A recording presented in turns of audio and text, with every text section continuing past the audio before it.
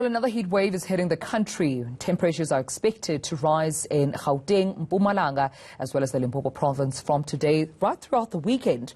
Now, with a second heat wave here in Gauteng, residents are cautioned to stay hydrated and avoid direct exposure to the sun.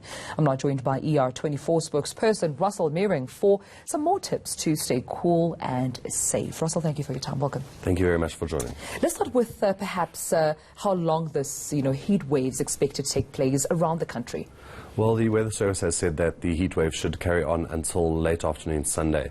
We are expecting temperatures of as high as 36 degrees. I think that is actually in Pretoria, which will be the highest. So these temperatures are getting very, very high. Actually. Yeah, and we've been seeing a bit of rain and just drizzling throughout the past couple of days. Can we still expect that? We have seen a bit of intermittent rain, but not a lot. There has been several storms. As far as I'm aware, for this weekend, it is going to be a hot and dry weekend. Yeah. So this is where we're urging everyone just to stay safe. It's interesting because the meteorologist also said it's quite normal around this season, to have these temperatures. Is it usually around, November, December, going through the festive season, or it just depends on perhaps even how the weather looks in that particular season or that region? I think it actually varies. Obviously now we're coming into our heavy summer months. Obviously a rainy season as well, depending on which province. So we are going to see very, very high temperatures, and this will affect the festive season as well. Yeah. Hopefully some rain will come through and just cool it down a bit. So we need some tips then. That's why you're here. So we know how to take precautions. How do we do that? That's why I'm here. Well, one of the first things we urge all members of the public, everyone to do, is to try to stay out of the sun during the peak hours. So this would be generally from 11 till 1 o'clock. This is when it's hottest during the day.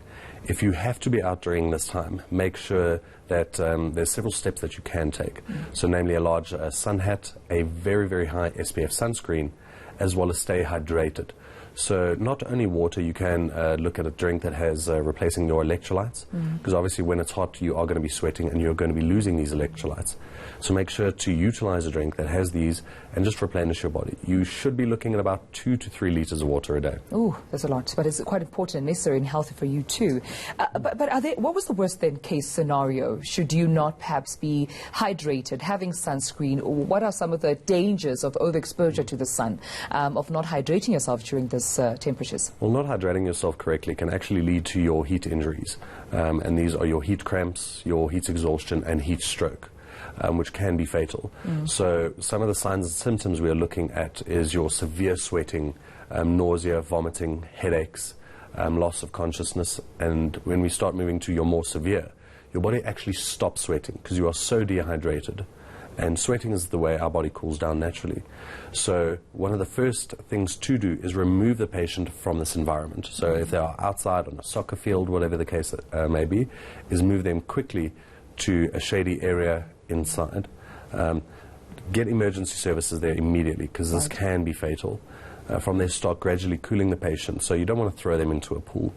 What we can look at is moist cloths or towels over the patient, fanning them and giving them a cool liquid to drink, so preferably your waters or your drinks with high electrolytes in them. Yeah, and how important then is it to equally take care, special precaution around children, because they've just closed schools, or some of them are close to having the schools closed and going to their holidays, playing outside a majority of the day with friends. But how important is it then to take care of them, and how do we do so?